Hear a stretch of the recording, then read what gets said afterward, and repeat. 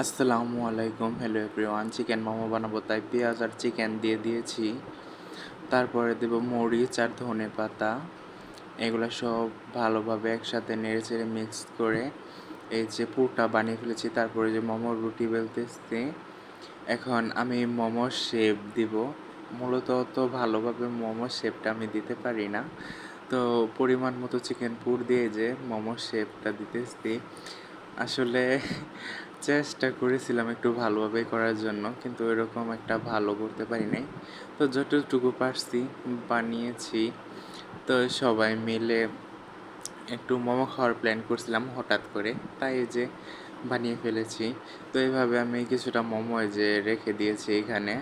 তারপরে যে স্টিম করার জন্য রেডি করতেছি। তো এই যে আমার মোমো স্টিম করা শেষ। এখন একটু উপরে সস দিয়ে গার্নিশ করেছি। তো একটু কাটতে চেয়েছিলাম যে দেখি যে আসলে ভিতরে কিরকম হয়েছে। তো আমি যেরকমটা ভেবেছি তার চেয়ে ভালোই হয়েছে, খারাপ হয়নি।